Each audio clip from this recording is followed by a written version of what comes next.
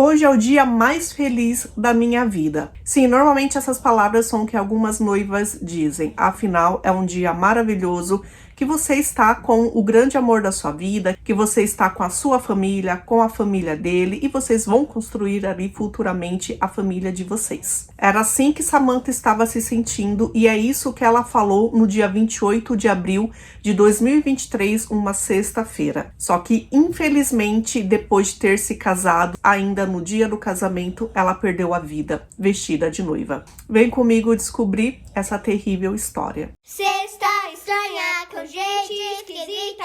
Olá pessoal, tudo bem com vocês? Sejam muito bem-vindos aqui no canal. Eu me chamo Thaís Rory, eu conto casos criminais estranhos algumas vezes por semana. Bom, esse caso é um caso que ficou bem conhecido nos Estados Unidos. É tipo daquele caso que a gente acha assim tão absurdo que não tem como a gente não sentir empatia. É um caso que aconteceu exatamente na mesma época que estava sendo finalizado um julgamento de um outro caso que eu já trouxe aqui para vocês no canal. Então, por causa disso, muitos de vocês falaram que sim, para eu trazer esse caso aqui para vocês conhecerem mais. Então, eu sei que foram muitos comentários, eu vou agradecer algumas pessoas, porém, sintam-se todos agradecidos, tá? Então, obrigada para Nini News, Maria Célia Amorim, Ariana Chá, Daiane Costa da Rosa, Gabriela Souza Silva, Tony S, Ana Luíse, Terror Mania e Ana Paula Machiavelli. Muito obrigada, gente. Vocês me deram aquele up, né, para que eu pesquisasse completa a história e trouxesse aqui para vocês, tá? Então vamos lá, que hoje o caso é da Samantha Hudson.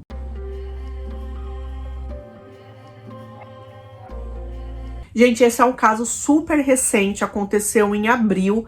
Em maio houve aí alguns desdobramentos e ainda está acontecendo agora em junho. Isso eu quero dizer para você, né, que apesar da gente saber o que aconteceu e quem fez isso, a pessoa, claro, ela foi indiciada, só que não houve julgamento, vai demorar para ter esse julgamento, provavelmente daqui 1 ano ou 2 anos. Então não tem finalização ainda, tá? Porém, é um caso que a gente tem que parar para conscientizar, para se conscientizar e para entender o quão sério e o quão responsável a gente é pela vida de outras pessoas quando a gente está dirigindo um carro. Então, vamos lá para o caso de hoje. Samantha Miller Hudson nasceu dia 27 de março de 1989 nos Estados Unidos. Ela era tida como uma pessoa que era super amor, puro amor, contagiante, alegre. Ela sempre estava sorrindo e o sorriso dela transmitia paz para as outras pessoas. Ela era ousada, era destemida, era engraçada também, gente. Muitos relatos aqui falam que ela era super engraçada.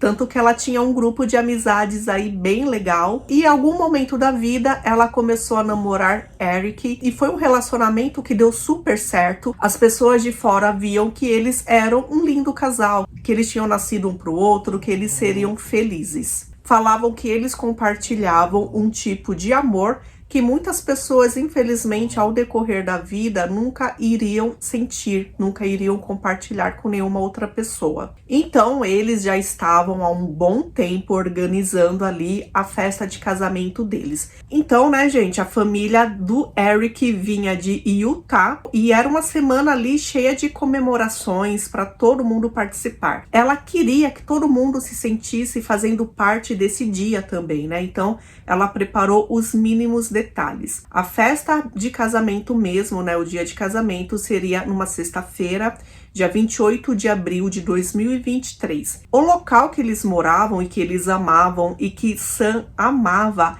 era na praia. Então o casamento deles seria realizado ali na praia. A recepção seria ali também, né, ali próximo. E depois, mais tarde, terminando as festas, eles iriam para um apartamento ali alugado para passarem a noite de núpcias. Bom, a festa foi linda, o casamento foi lindo, os amigos fizeram parte, eles dançaram, se divertiram. Teve um momento da festa ali bem especial que Sam disse que aquele momento ela iria dançar com a pessoa mais importante da vida dela. Não foi o noivo dela que ela chamou, foi a mãe dela. Então, já finalizando ali, né, as festas, por volta de 9h45 da noite, eles iriam para aquele apartamento alugado. Então, eles alugaram um carrinho de golfe. os noivos estavam atrás desse carrinho. Então quem estava dirigindo, né, também era assim a família que fazia parte de tudo. Era um homem chamado Benjamin, que ele era cunhado do Eric, e o filho dele, que era então sobrinho do Eric, chamado Brogan. O sobrinho tinha 17 anos de idade. Bom, eles estavam então dirigindo esse carrinho quando de repente um carro em alta velocidade, uma velocidade muito mais alta do que era permitida, bateu na traseira do carrinho de golfe. O impacto fez com que o carrinho de golfe rolasse várias vezes e ele parou, gente, a 100 metros de onde eles estavam. A polícia chegou, os paramédicos chegaram. A princípio ali o que eles queriam salvar as vidas daquelas 4 pessoas. A polícia estava lá com o motorista do carro, que estava embriagado, porém, em primeiro momento, o resgate seria mais importante. O primeiro policial que chegou, ele foi de encontro aos machucados e ele encontrou uma mulher vestida de noiva. E quando ele tocou nela, tentar verificar se ela tinha pulso, alguma coisa, ele viu que ela já estava sem vida. E Samantha, no dia mais feliz da vida dela, foi declarada morta. As outras 3 pessoas que estavam ali no carrinho de golfe foram levadas para o hospital. 2 dessas pessoas estavam em estado muito crítico. Tem fotos na internet que a mãe do Eric compartilhou, que são fotos no hospital. E é muito triste ver ali as 3 camas, né, com 3 pessoas da sua família, 2 delas ali muito machucadas. Brogan, o garoto de 17 anos de idade, ele estava estável, ele estava bem, basicamente ele não se machucou, foi assim um milagre mesmo, foi uma proteção. O pai dele estava bem machucado, ele machucou muito o rosto, tanto que depois ali do hospital, ele foi transferido para um hospital especializado em queimaduras. Ele precisou passar por uma cirurgia para limpar e tratar todos esses machucados dele. Ele estava com muitas feridas abertas. A cirurgia foi feita por um cirurgião plástico.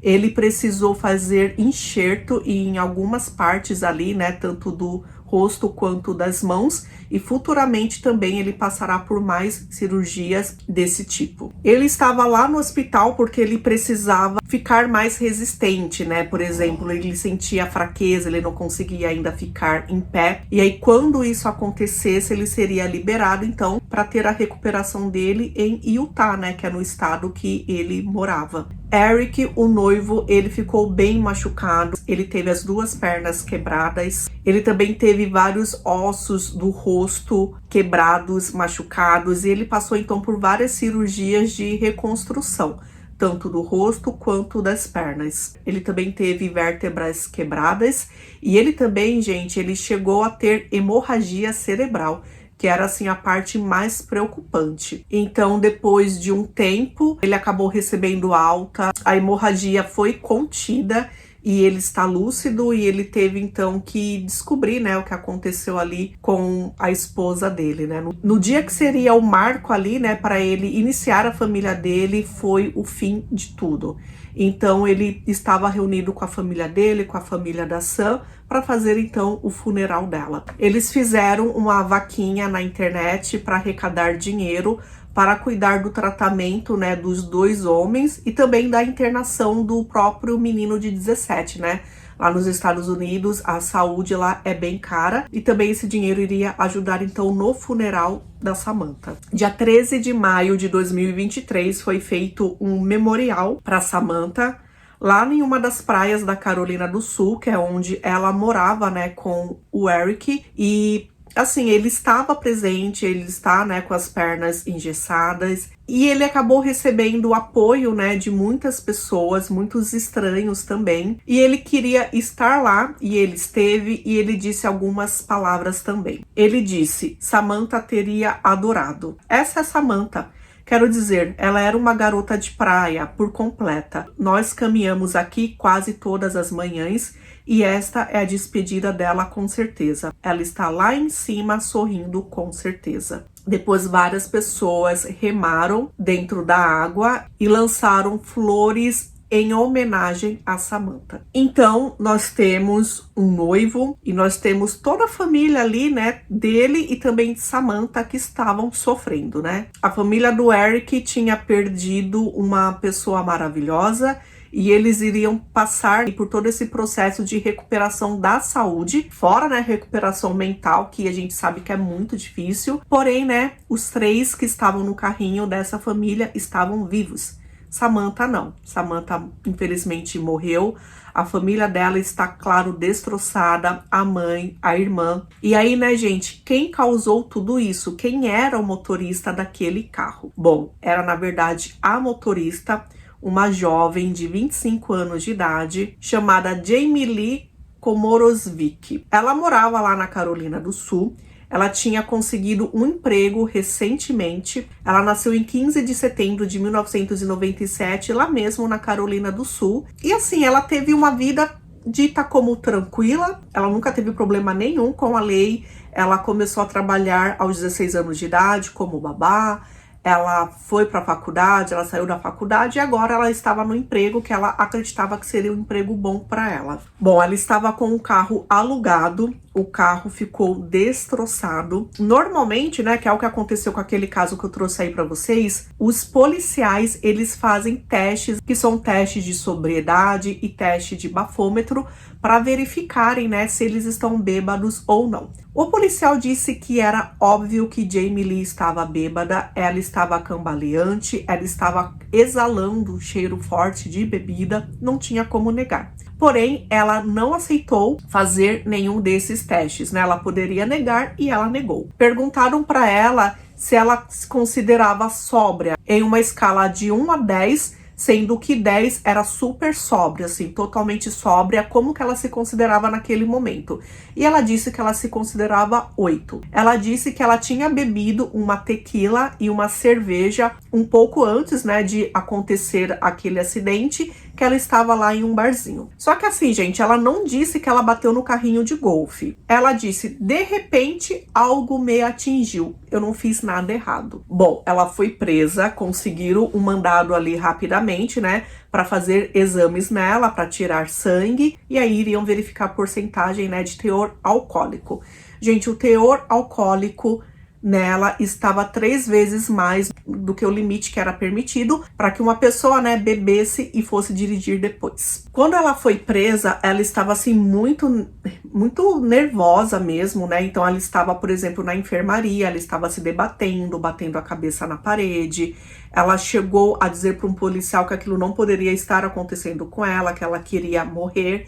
E aí, por causa disso, né, com medo que ela fizesse alguma coisa para machucá-la, ela foi levada em observação e provavelmente foi colocado aqueles coletes nela, né, para que ela não fizesse algo contra a própria vida. Então, ela foi detida sem a opção de fiança. E aí, né, gente, essa notícia foi para toda a mídia lá dos Estados Unidos. Como eu falei para vocês, foi uma das notícias mais comentadas, foi impactante, foi um casal jovem no dia do casamento, no dia mais feliz da vida, uma mulher que perdeu a vida ali vestida ainda de noiva, e uma jovem foi a responsável por tudo isso, e eles foram então procurar quem era essa Jamie Lee, né? Bom, as redes sociais dela, o Instagram dela, basicamente só tinha ela falando de festas e de bebida. Então, ela sempre escrevia legendas falando de tequila, de viagem, sabe? Assim, era isso, né?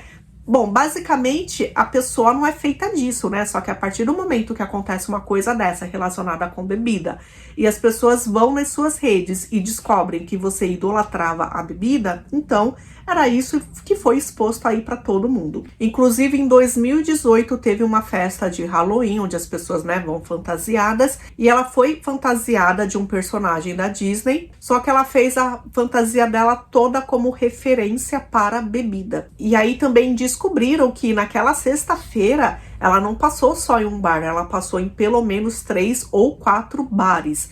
Então ela foi para um bar, bebeu, aí foi para outro, foi para outro, foi para outro. E disseram inclusive que, por exemplo, até nos bares que ela foi, que você tinha direito, né, a comida inclusa, ela não queria comer, ela só queria beber. Então, enquanto estava presa, ela ficava se debatendo nas paredes, batendo a cabeça, o corpo, enfim, até que ela começou então a falar com a família, né, lá dentro da prisão, através de ligações telefônicas. E, gente, foram assim muitas ligações. Nos 23 primeiros dias que ela ficou presa, entre 29 de abril, né, que foi o dia que ela foi presa, até dia 21 de maio, ela realizou 271 ligações. Só que somente 128 foram completadas, né? Ou seja, ela conversou com pessoas ali 128 vezes. E ligações com durações médias de 10 minutos. Uma emissora de TV, ela conseguiu, então, acesso a essas gravações, né? Do conteúdo ali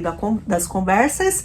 E aí, claro, que liberou essas coisas para mídia. Então, dia 30 de abril, 2 dias após o acontecido, ela estava telefonando para os pais. E o que ela disse é que não sabia como que uma coisa dessa tinha acontecido com ela, como esse tipo de coisa acontecia com pessoas boas como ela, que agora, por causa disso, a vida dela estava encerrada, que ela perdeu toda a vida dela. E uma outra vez, dessa vez conversando por videochamada com o namorado dela e com os amigos dela, ela, claro, né, estava chorosa, disse que estava com vergonha de estar presa, né, enfim.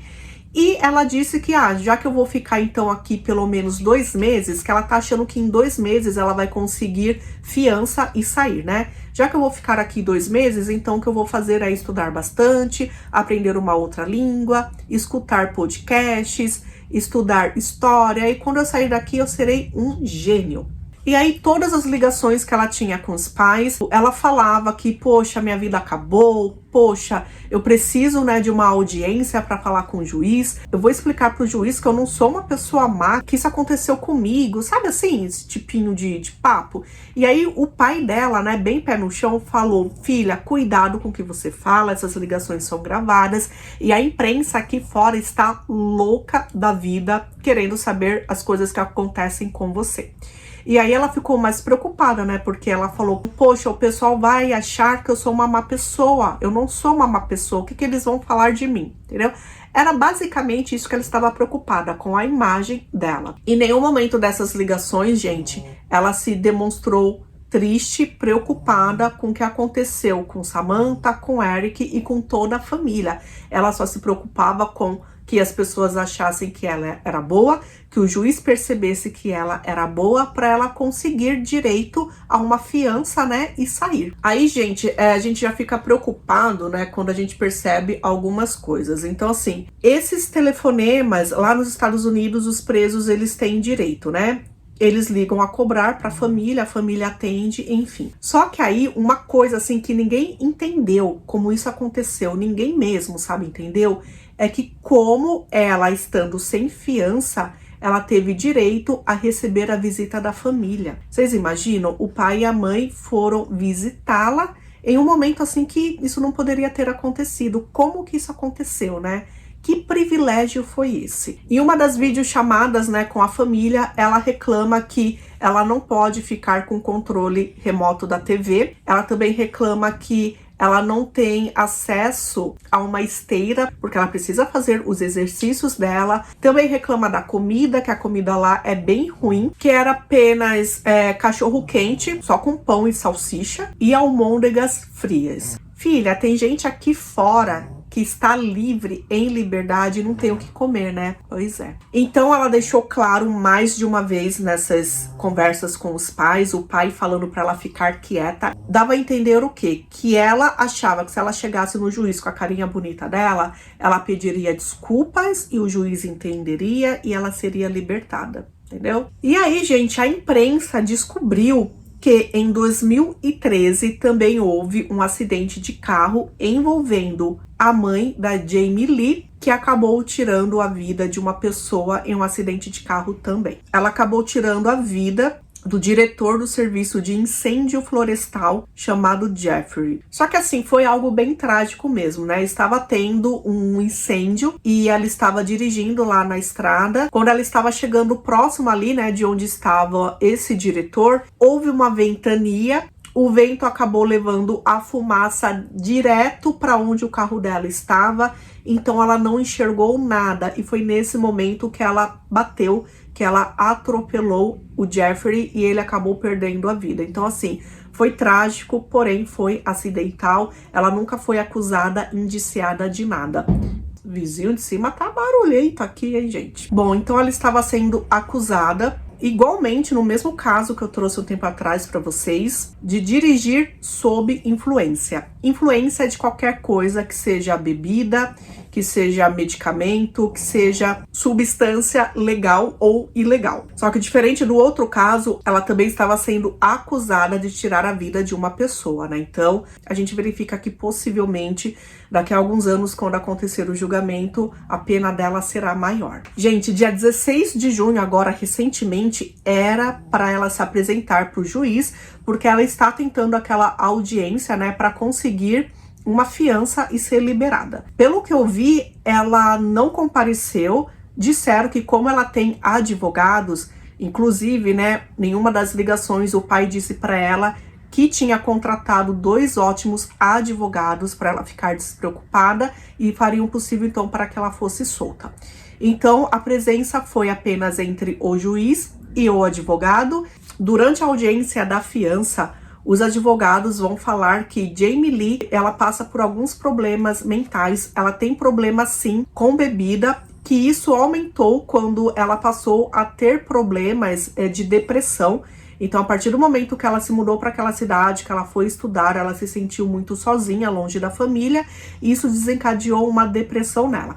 Inclusive, no ano passado, ela começou a fazer um processo ali, um tratamento, né, para esse tipo de depressão, porém, pelo que eu vi, ela abandonou e ela iria garantir que a partir do momento que ela recebesse essa fiança, ela estaria solta, porém, ela iria para casa da mãe dela, a mãe dela ficaria cuidando dela, não haveria bebidas e ela ficaria participando então, né, de alguns tratamentos, de palestras, algumas coisas que disseram na prisão, né, outras detentas disseram, se você conseguir a liberdade condicional, você vai ter que passar por um monte de coisinha chata, né, de avaliação, de palestra, enfim, ela reclamou com o pai e com a mãe, né, que infelizmente ia ter que participar disso, só que tudo bem, ela aceitava. E eu não vi nenhuma atualização desse caso, então provavelmente ela não conseguiu essa fiança. Agora teve uma coisa absurda que os advogados conseguiram, é que o juiz disse que não vai mais liberar nenhuma gravação, nenhum vídeo, nenhum telefonema de dentro da prisão. Isso é contra, inclusive, a lei da informação, porque uma rede de TV ela pode pedir e conseguir imagens, gravações relacionadas a um caso.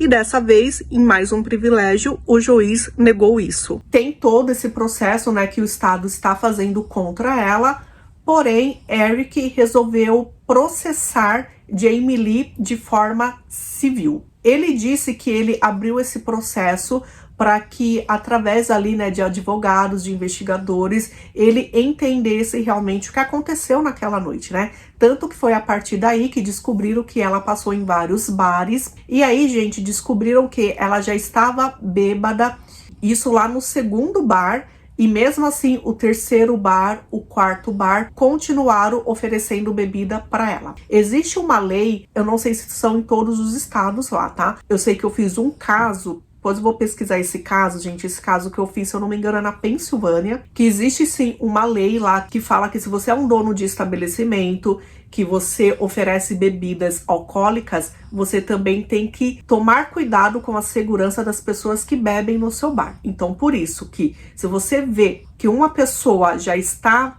em condições nada saudáveis, você não pode continuar vendendo bebidas para ela. E viram o quê? Que esses bares continuaram vendendo bebidas para Jamie Lee, mesmo ela já estando embriagada. Então sim, eles processaram esses bares, esses gerentes, esses bartenders, mesmo não sabendo quem são, né? Não tem nomes aí nesse processo, porém tem já esse processo aí em andamento, né? Então é isso, gente. Esse é o caso de hoje. É um caso muito triste. É um caso, né, em andamento mesmo. Ainda não tem finalização. Porém, né, vamos ficar de olho. Eu vou ficar de olho. Qualquer novidade eu vou atualizando aí vocês, né? É mais um caso que a gente tem que ver que é tão simples uma pessoa tirar a vida de outra. É tão simples você se tornar vítima. O que a gente pode fazer é tentar conscientizar mesmo as pessoas o quanto que é grave isso, né? Beber e dirigir. E não é frescura não, gente, não é mimimi, é sério, é muito sério. Tanto que nesse vídeo anterior eu vi vários comentários de pessoas falando que perderam, né, pessoas da família por causa de acidentes com carro, e que essas pessoas no Brasil matam e continuam soltas, né? É muito triste, né, gente? Bom, então é isso, tá, gente? A gente se vê no próximo caso. Vamos ficar aqui com os aniversariantes. E se você ainda não é inscrito aqui no canal, se inscreva, por favor, se inscreva. Seja muito bem-vindo aqui a essa comunidade estranha, tá bom? Até o próximo vídeo. E agora vamos de aniversariantes da semana. Primeiro vamos deixar um parabéns para as pessoas que fizeram aniversário semana passada. Na verdade foram os que eu deixei passar, né? Dia 9 de junho o aniversário foi da Rafaela, que é filha caçula da Andréia Biasi, parabéns. E também aniversário da Ilza da Mata. Dia 10 de junho foi o aniversário de 5 aninhos do Nicolas Alves, que é enteado da Cláudia Andrade. E não foi só a única pessoa da família da Cláudia, não. Dia 12 de junho fez aniversário a sobrinha dela, chamada Emanuele, que também fez 5 aninhos, parabéns. Dia 11, o aniversário foi da Maria Gardênia Frazão Pestana, parabéns. Dia 13, o aniversário foi de 7 aninhos da Cintila, que é a gatinha da Ana Sofia. Dia 13 também é aniversário de Angel Antônio. Dia 15 aniversário foi do Tibério Adler, que é irmão da Jéssica Arco-Íris. E dia 17/6 o aniversário foi da Nicole, filha da Andréia Bianchetti. Hoje, dia 19, nós temos aniversariantes aqui também, 3 pessoas. Caroline Vieira, Rose Flores e Andréia Biasi.